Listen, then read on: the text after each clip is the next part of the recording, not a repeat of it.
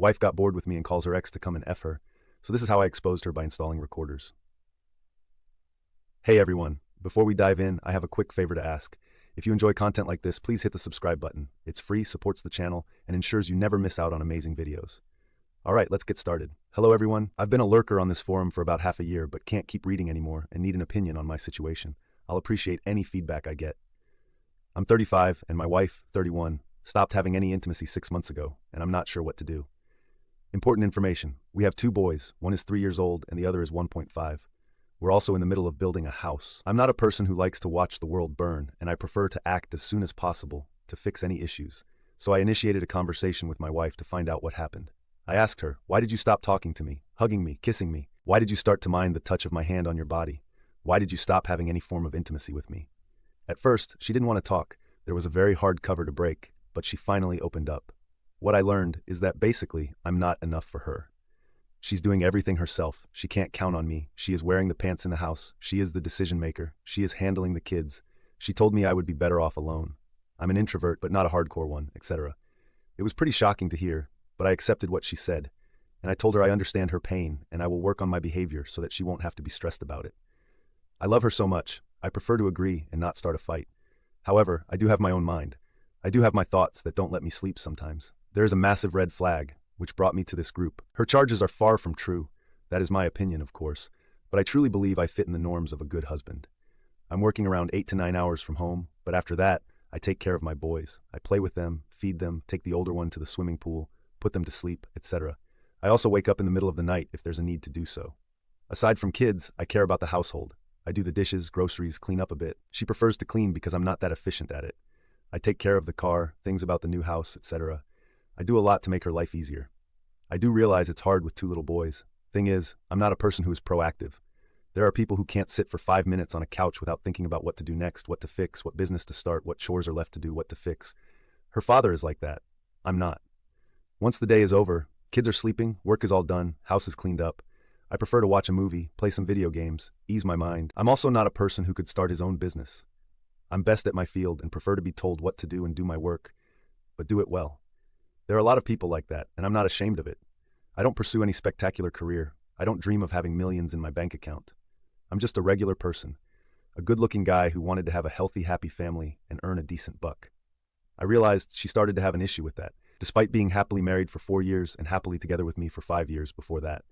The talk happened in December. After that, I started to work against my personality, which affected in doing some proactive work like extra groceries, extra house fixes, basically not sitting on my crap in the evenings. No rest. She liked that, but it didn't change her approach to me, so I had to initiate the second talk. Seeing how she treats me, I asked her in the beginning, "Do you want to save the marriage?" She replied, "I don't know." Hard to swallow, but in order to continue I asked her, "Do you want to go to marriage counseling?" She replied, "I don't know." Then I told her, it's not a moment to not know if our kids may have parents living separately soon. After hearing that, she agreed. So, I had to find a therapist. She didn't show any interest in that. During the talk, she told me some painful things, like, "I married you only to impress my parents and married sisters so that we can be a big happy family and have beautiful children. I married you because I was enchanted, not in love." I also learned she had a meeting with her fellow priest and discussed our marriage. Anyway, I found a good therapist and we're now before our 3rd meeting. We learned that we have different love languages. I need touch, she needs work done.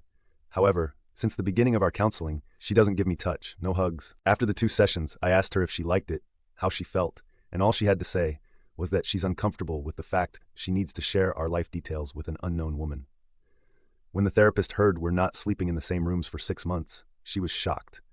My wife explained that it's because she's sleeping with the children on the bed, and there is no place for me there. The therapist replied that it is a very bad example for the kids not to allow a husband in the bedroom, and if there's no place on the bed, go to an IKEA and buy a single bed, put it next to the big one. I did just that. Bought it, put it together, and I'm sleeping there now. Funny thing is, I still feel like I'm sleeping alone. She is far to the left, there are boys in the middle, and I'm far to the right. Since the beginning of the issue, my wife changed her testimony a bit. She started saying that she's depressed because of sitting with the kids at home all the time. She told me she said all the things because she was too emotional, etc. I would never say anything like that under any circumstances to her, but I guess I had to believe her. She just recently went back to work, and we hired a nanny. The only change in her behavior is that we started to talk. But I'm not only her friend, I'm also her husband, and there is no intimacy. It doesn't look like it's going to get better, no signs of it. She doesn't care about the next MC sessions. I have to keep scheduling them.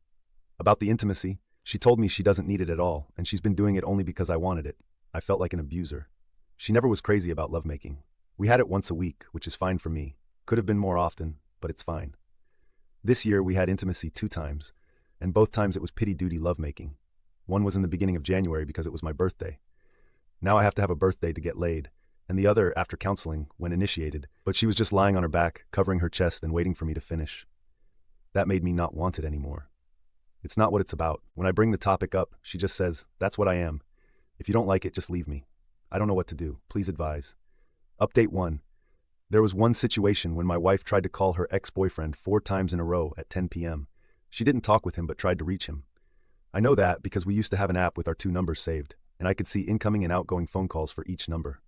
After that, I went nuts. Why is my wife calling her ex 4 times at 10 p.m.? I decided to check her messages on her laptop. Felt terrible, but for me, it was justified. We're married, have kids, and she is acting weird after calling him 4 times. She wrote him a message, "I'm going to keep calling until you pick up and talk to me like a normal human being." When I asked her about it, she lied. She wasn't calling him, so I showed her the app and her outgoing calls. She had no other choice but to admit she did try to reach him. I asked her why, and she explained she was calling back, knowing that she also wrote to him after calling. I asked her if she wrote anything to him after, and she said no. Then I showed her the message she wrote to him, and she explained that he got drunk and called her, started talking some mumbo-jumbo. When she heard that, she told him to F off and hung up. Then she felt wrong about it and tried to call him 4 times because he wasn't picking up. Finally, she wrote what she wrote. He didn't reply. I don't know what to think about it. It happened around the time she stopped being intimate with me. Her opinion on the situation is that for her, it's not weird or bad that she kept it from me. It's not important for her. Thing is, any contact with an ex is a bad sign. It's unacceptable for me. Is she cheating?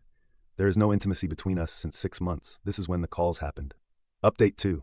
Thank you all for your insight. At first, I couldn't believe how many of you claimed that she is indeed cheating on me. It was like some science fiction to me, something I would see in a movie, maybe something my wife would never do. However, today everything changed. It became a fact. I feel stupid to be just another person like that, but I guess this is how life is now. I know I promised calling her ex and talking to her family, but I decided to take a step back and play it cool. Can you believe how easy that was? All I did was install a voice-activated recorder in our car, not even a GPS. It was there for just 3 days. She used the car to work, then went to a workout, and finally she called him or he called her twice. Don't know exactly who called who, but I heard every word. It was a video conversation over the phone. I heard all the stuff I needed, things about intimacy, things about each other's life. They talk like me and my wife 9 years ago when we met each other, same attraction, jokes, etc. Something I don't have with her for a while. Things about vacation planning. She wants to visit him this July. Wow, she gave him a time frame of 2 years to move back to our country. I can't believe it now. I'm after listening to an hour-long recording of this crap. There are some things I need to process. I need to meet an attorney next week, etc. All I wanted to say is thank you. You opened my eyes. If it wasn't for you, I would have never bought the freaking voice recording device, and to think I felt bad placing it in the car. My God. Update 3. I will be updating right now. I need to chill a bit and keep thinking about my kids and what she has done. They started it in September last year. It took me 2 months to notice changes in her behavior. I will be taking care of my old father for an entire next week in another city. This means she won't be going to work for a week. Instead, she will use my home office. This also means she will be talking to him in the office most likely. Would you place the recorder in the office for the next week? Or have I done enough? Update 4. It started in September last year, so I'm out of the picture for a long time right now. She doesn't want to spend a moment with me around the apartment we rent. She always has some stuff to do and goes to her parents, friends, etc. She even goes to sleep or just goes to lie in bed when we put our kids to sleep, 1 and 3 years old. The recording tells it all. She mentions she loves him, that she wants to visit him, and have intimacy with him. They talk a lot about his life. She told him she wants to go on vacation with him, and also told him she will be his wife and that she'll leave me soon. She was even talking about his favorite intimacy position. So yes, they had intimacy. It's all there. Point is, she doesn't know that I know. Her whole family and friends don't know. They just think we have a temporary crisis. She is one of 3 sisters, Catholic, every Sunday in church. We live in a small town of 20,000 people. We recently built a house, but it's not finished. I feel like she will file for divorce very soon. I can see she is suffering with me in the apartment, and she can't handle it anymore. Her body language and total lack of any conversation shows it. She wants me out soon, so that there will be some time when I'm gone, and then, within 2 years, the AP will move to the small town to live with her in our house and my 2 little boys. In the recording, she mentioned she gives him 2 years to come back to our country. People will understand that she needs a father for her kids and won't complain. The AP is her first boyfriend. They were together for 7 years before she married me. We are 9 years together. The AP is living abroad but visits our country frequently. I refuse to be played like that. Now I have an attorney, and we will be meeting him soon about it. I can basically destroy her reputation by showing bits of the recording to anybody. Please help me with any advice. What do I do when she serves me papers? The attorney says my papers need a month of preparation. I would never guess I would be dealing with a monster like that. I met with the attorney and learned some significant things. It turned out that going to burn her world away would not be so smart. The reason for that is that we have kids, and I have to co-parent with her for the next 15 to 16 years. Another reason is that I have a lot of respect for her family, and I don't want to get them involved in the divorce as witnesses. Also, I would not win the kids because they are small and have to be with their mother in the small town, 1 hour away from me in the capital city. I would be an every other weekend dad anyway.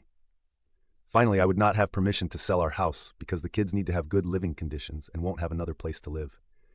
The place they live now is a property of her dad. It's temporary.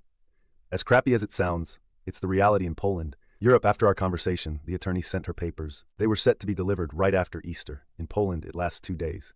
Here, it was Sunday and Monday. I faked it all at the table. Alcohol helped a lot. Yesterday, Tuesday, I had a day off work and was taking care of my 1-year-old son. She went to work in the capital city, 1 hour away. In the meantime, my brother helped me take all my stuff from the apartment and put it in his car. The postman delivered the divorce papers, actually an invitation to mediation, so we could divide everything like civilized people and divorce amicably. The paper states that she is in a relationship with this guy, and it's the reason the divorce will happen. The evidence I have will serve as leverage when establishing child support, etc. When she entered the house, I told her that I know everything. I have irrefutable proof. I'm deeply wounded by it, and she needs to contact my lawyer. Then I gave her the divorce papers and left to visit her parents. Of course, she started asking what I know and how I know and denied everything. Her parents were in shock but believed me. I recorded it all, just like my attorney ordered me to. It started with my questions. If they think I'm a good, caring husband and father. They approved, and now she can't use them as witnesses against me in court. Like I said, they believed me, understood that it's a horrible thing she's done and that she destroyed their mine and our kids' lives. I thanked them for understanding and went to the capital city. In the meantime, I called one friend, and he took care of distributing the news to her friends. 2 hours later, my brother-in-law called me and informed me that she admitted she's been cheating on me with the AP, but she didn't admit to actually having sex with him. He informed me that everybody is on my side and she destroyed our family. He told me her sister visited my soon-to-be ex-wife and told her how evil she is. But in the end, he told me that everything can be saved. That he also cheated on his wife, she forgave him, and now they are very happy. Then her father called and also admitted that it's completely her fault and she doesn't realize what she's done. He told me the AP will never enter his house and that he will stop financially helping the soon-to-be ex-wife. He even called the AP, but he didn't pick up. In the end, he said he believes it can be saved. Finally, her other sister sent me a text telling me that she fully supports me, but, again, believes it can be saved. I don't like that at all because I don't believe it can be saved. I'm positive about it. I'm afraid they will cling to the fact that I don't have some sort of a lovemaking tape of them. And my reasons are not enough to leave her. I have recordings of her saying, "Make sure you'll last more than 3 seconds when I'll come visit you in Holland." I wonder if your dad's crap is the same as yours. You know what? I'll come to that woman and we'll ask her how long is your brother's crap, and I will tell her how long is yours. I love you. I'm going to leave my husband. Please record yourself and send me a video. Your favorite position is crappy style with back straight. I'm showing you how your life with me is going to look like. I'm giving you 2 years to move back here. All that in connection with the lack of emotions towards me for 7 months. Furthermore, right after the confrontation, she told me she never stopped loving him. This is proof enough to me. What do you think? Anyway, right now, like many of you mentioned before, she is crawling back after her family confronted her about it. She is writing me texts like, "I didn't know what I was doing. I can't imagine living without you. I'm so sorry for everything I've done. I'm waiting with kids for your comeback." She also said that she didn't mean to tell me that she always loved him. I don't know. They make me feel like I jumped the gun with the divorce because I don't have the actual lovemaking tape. They don't know that. All they know is that I have proof, and she is not admitting to actually having sex with him. It's believable because he is in Holland, but he could have visited her here. Update 5. Many of you told me that now that the papers have been served, she's going to start crawling back in order to save her face in VIs and in front of the family, and to get me back because she needs a lot of help with our 2 little boys. It happened. She started writing to me on Messenger, but not too frequently. All of the messages were the same. "I can't imagine my life without you. I love you and only you." Some photos of our kids, and messages like, "We're waiting for you and love you very, very much." And that is it. It's been 5 weeks and she hasn't called me once and hasn't visited me once. She had many occasions, literally driving by my parents' house where I currently reside. only messenger texts, far in between. We also saw each other a couple of times exchanging kids, and she didn't try to apologize or anything, just hi and bye. Her family started to communicate with me much more frequently. Her father called me twice. Her mother sent me a dozen texts with some links to Christian pages where they teach about forgiveness. Her one sister texted me and told me she's very sorry, and it's all because my wife has been possessed by some evil spirit. Her other sister expressed how my wife ruined our family and doesn't expect me to come back to her. My brother-in-law even came over and took me out for a beer. He wasn't trying to be persuasive at all, just like a conversation about what happened and what will happen in the future if I won't come back. Sure, he would like me to come back, but wasn't pushing. Basically, all of these talks were like, we can't believe she did what she did. We would like you to come back to her, but we understand if you won't do it. However, the day arrived when I made up my mind, and my lawyer told her lawyer that I decided that I'm not able to forgive her in time, and I want a divorce. My lawyer presented my terms of the divorce, and now we're waiting for her lawyer's response. While I'm waiting for their answer, her sister started blaming me and literally told me that I'm going to destroy this marriage. She stated very clearly that it was my wife who started all this by being very selfish, but right now she is very sorry. She's crying and wishing she could turn back time. Now it is me who is selfish and who will destroy the marriage by divorcing her. It is on me now because I could cancel the divorce and just come back to my kids. I wouldn't need to come back to my wife, just come back to raise my 2 boys. She told me how I'm full of anger and how it will just evolve over time. She told me I should just suck it up and continue living with my wife. She portrayed this divorce as my revenge on her, but explained that this is really a revenge on our kids too. I can't comprehend it. I knew from you that it's going to happen, that the situation is going to start shifting and her family will flip on me. But it's still shocking. For a moment today I felt guilty that it is all my fault, that my wife treated me like garbage for over half a year, that she decided to abandon me physically and emotionally, that she wanted to leave me. So yeah, they sway me hard. It's very, very hard, but I won't change my mind. The divorce will happen. Seems like they now have this kind of narrative, in which I'm the guy who is abandoning the kids. I was thinking to destroy this argument by presenting my terms of getting back together, which she won't agree on most likely. I don't love her, but I would do it for the kids because I love them immensely. No marriage, just partnership. Separate finances. She leaves her hometown and moves with kids to the capital city where I live. GPS in the car till she stops driving in her old age. Daily phone check. All that after I get my 7 months of dates with random girls. I would also not hesitate to cheat during the relationship, and don't ever tell her. If she finds out, there is no marriage anyway. I don't care. What do you think? It's just an idea, nothing serious. I probably won't do it anyway, but don't have any other idea to shut the family's mouth about me abandoning the kids. In Poland, Europe, small children like ours have to be near the mother in case of a divorce. I can't have them. Since she lives in a small town 1 hour away from me, and kids have their kindergarten and nursery there, we can't share them 50-50. I'll be an every other weekend dad with all access whenever I want. Additionally, sad and painful, but it is what it is. Update 6. It's been 2 months since the day I confronted her, handed her divorce papers, and moved to the capital city, 1 hour away from the small town we used to live in together. I live with my parents, sleeping on the couch in their living room. The dining table morphed into a work entertainment place, and my clothes are hanging on every chair around. I work from home for 8 hours. After that, I usually help my old parents, 88 and 71 years old, with everyday chores around the house. I do groceries and drive them to doctor appointments. Apart from that, I go to the gym or cinema to do everything in order to escape negative thoughts about what happened. I see my kids every weekend. She drops them off and I drive them back. The weekends are great. I find myself truly happy when I'm around them. I did a paternity test and the boys are mine. There is no confusion here, at least.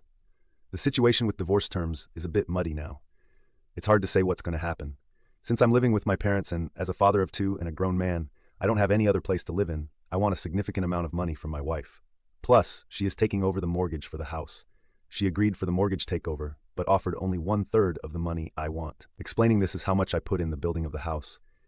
Thing is, I didn't cause this situation. I'm not guilty of it and need a place to live. 1/3 of the amount I want is not going to help buy me a flat. So the conversation between our attorneys continues.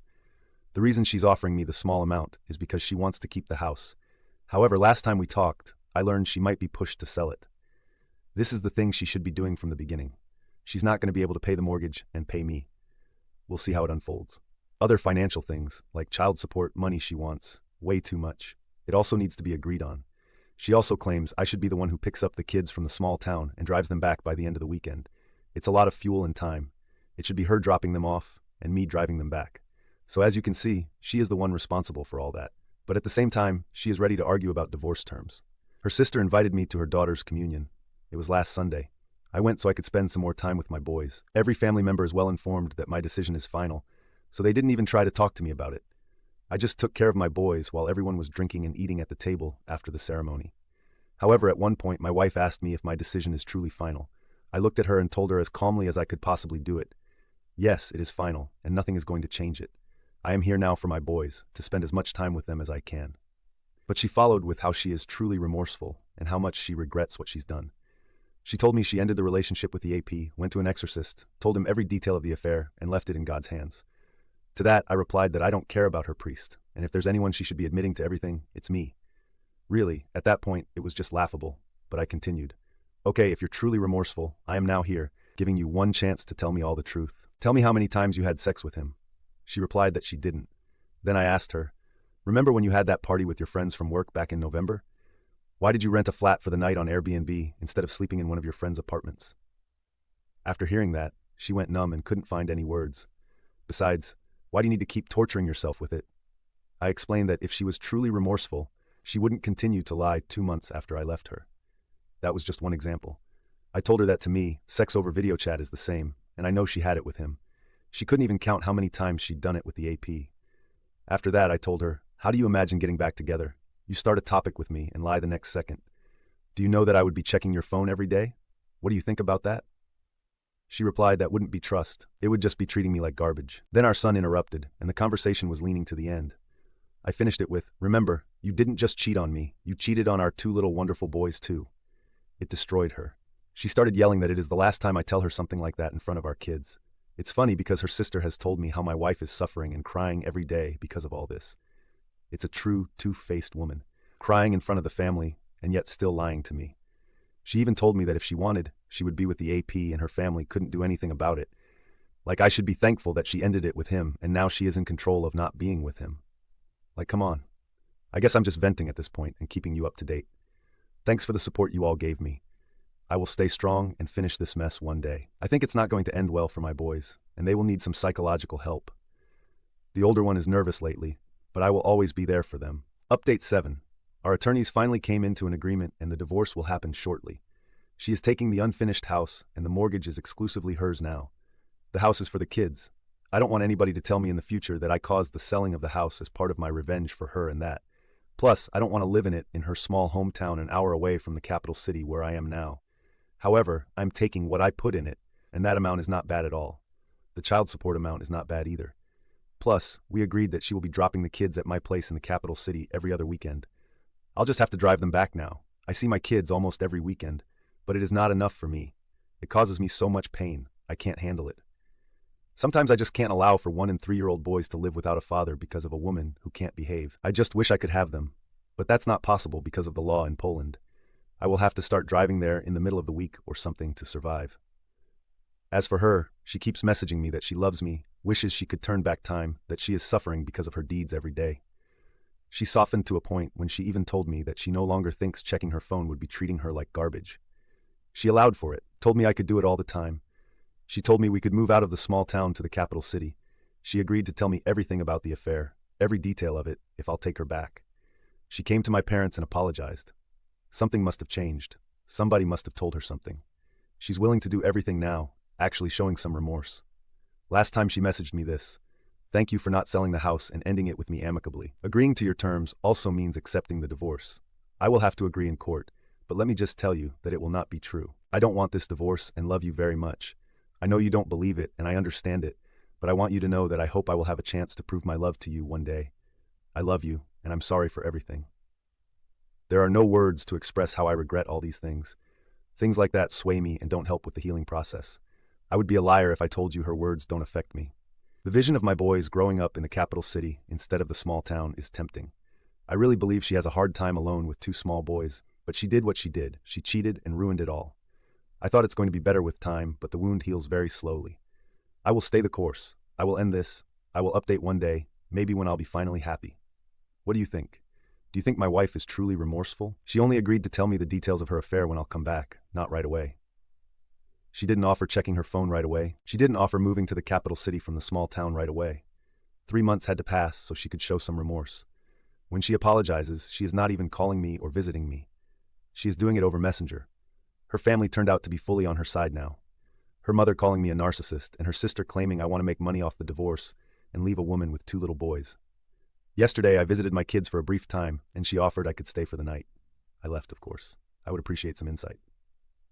Update 8. D-Day was April 7th, and here's my mindset after almost half a year.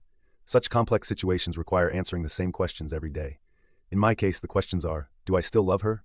Could I go back to her just for the kids? Do I want to go back to her small town where she lives and finish building the house? Would I feel comfortable with myself in 5 to 10 years knowing what she'd done? The answer to all the questions is a definite no, without any hesitation at this point. That's it. Yes, I love my kids immensely and would want to see them every day, but I can't. I would want to love her, but I can't. Despite the fact she wants me back, I would love to have that family back, but I can't. I would want to forget about everything, but I can't. At one point, I even offered her a second chance, which was her moving to my city with the kids to start a new life.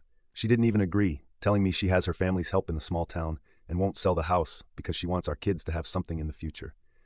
When I told her the family is not the stupid building, but a mother, father, and kids, she only kept her mouth shut. This is when I understood there is no us anymore. There is no mutual agreement. There is no middle ground in all this. I explained that I will not continue my life in the small town because this is where the affair started. He noticed her on the street driving by and called her. I continued that I absolutely won't finish building a house which is located 1 mile away from her AP's family house. I will not live another day in my life worrying that she might meet him someday.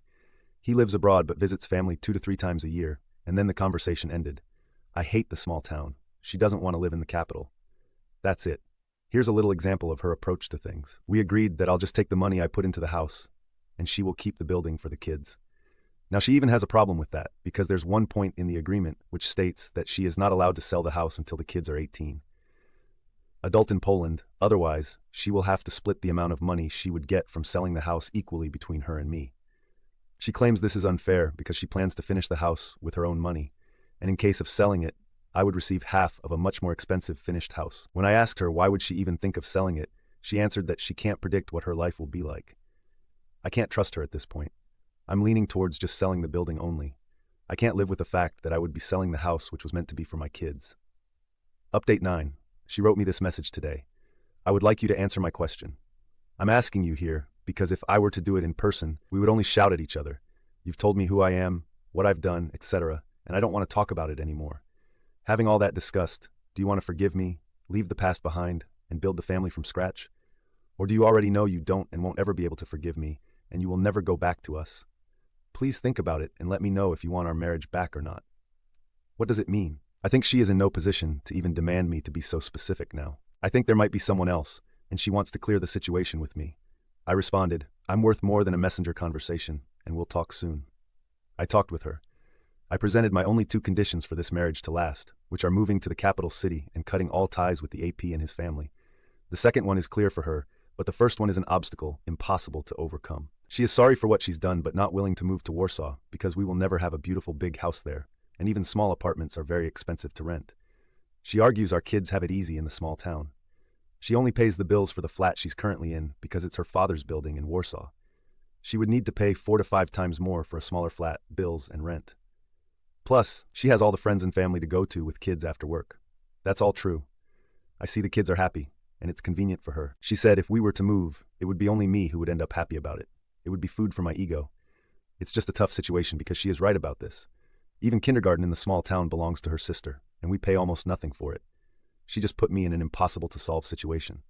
I stand my ground. I will not live in the small town, but I also see it really doesn't make sense for them to move. We agreed that in this case, I'll just keep visiting and spend as much time with the kids as I can. I will keep taking them to Warsaw every other weekend. She told me she will not have anybody else, will just wait for me, and that I will see it for myself in the future that she will remain single. I find it hard to believe, and I don't really care. Maybe it's good, because the kids will have only me as a father figure and not some random guy I don't know. During our conversation, she said some things that showed clearly that she is not a remorseful person. When I asked her why she hasn't even called me once during our separation, only sent me texts, she said she didn't have time with 2 kids running around the house. She told me she will never again speak of the affair and will never give me any more details about it if I ask. She is done with it. She will not share anything more with me because I told her family about some facts she didn't want me to tell them. She told me that the AP's been writing to her for many years and she kept rejecting him. But when he wrote last year, it was because of my passive behavior that she decided to start the affair with him. I just replied that what she just said is beyond disgusting, and she just rolled her eyes and replied, You're thinking only about yourself. You're the only poor guy in this. Update 10. I somehow learned to live by myself with limited time with my kids, and now I feel like dating again. Actually, I started using dating apps some time ago. I get a satisfactory amount of matches, and setting up a date with a nice girl is not an issue. In general, I already had 2 to 3 short-term relationships, which unfortunately had to end because whenever they wanted to meet me, I was busy with the kids. Every other weekend is totally off, but I wish they lasted longer. I always lied that I have some meeting or whatever, and they considered it a lack of interest from my side. The problem is, how do I navigate this for now? Whenever I meet a new girl, I do not say that I'm almost divorced with 2 kids. I found this is the only way for the second or third date to happen. Is there any solution to this? Is there any chance a girl would stay with me if I told the truth from the beginning? Anyone had a similar situation? I do not necessarily feel like having a serious relationship for now, but eventually, I would want to be in one.